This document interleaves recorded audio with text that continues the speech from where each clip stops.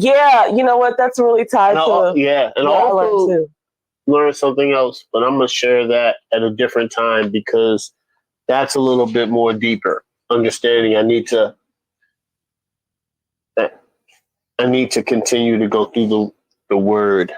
Yeah. I'm gonna share that next week because I still gotta do some reading, but God's showing me something, and but I learned just to go through Him to seek guidance in life, and it's gonna be hard, and then you're going to you're not really going to seek the benefits in real time, but I'm starting to see myself change for the positive. That's where I'm at.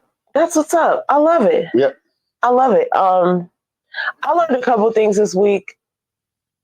It's so funny. Maybe it's just the way that we speak about it, but it's so funny that a lot of times I'm just noticing a pattern. Like your answer to this question every week is like, oh yeah, I'm in the Word. I'm learning this. I'm so, doing so well. And then I just look at it from a different perspective of my own self. It's like, oh, I guess I'm failing, but I'm not failing. I'm not failing. I mean, even the realization of what I need to improve is not failing. Like just the idea that like, oh, this is highlighted as something that needs improvement. That's a win. But I just it's like so funny because sometimes I'll be reading the Word and I'll be like, oh, they're not describing me at all. So this is where I need to start. But anyway.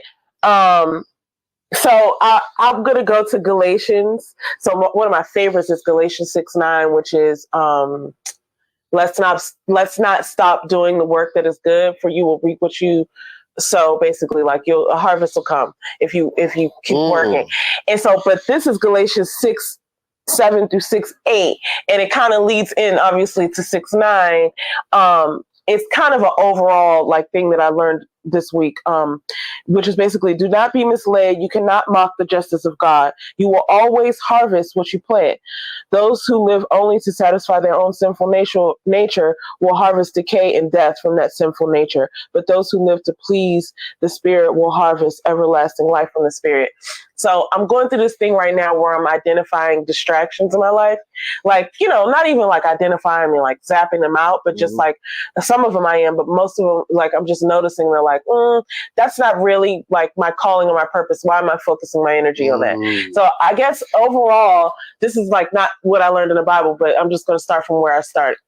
Overall, I've just noticed that like there's an amazing amount of distractions and things we're responsible for as adults that are not necessarily like important. But if we it's so easy though to spend your whole day, week, month, year, life just wrapped up into these distractions. It's like one after the next, things that like irritate you, but are not even really like part of your purpose. Like all the responsibilities that we have, all the like, the digital sort of like the digital onslaught of information, of content, of sort of like flashing lights, like point here, you know what I mean? It's like if you don't really have a goal and you're not walking towards something, it's like walking down the street of New York, Times Square. It's like something's going to catch your attention, right? So if you're walking through this life thinking like, oh, I'll figure it out, right? And I don't need a goal. It's like you're walking down Times Square. Something's going to catch your attention and you're going to get caught up in something. You're not going to get forward. You're not going to get towards your goal. And I feel like that's kind of like life for me, right? So when it says do not be misled, you can't mock the justice of God.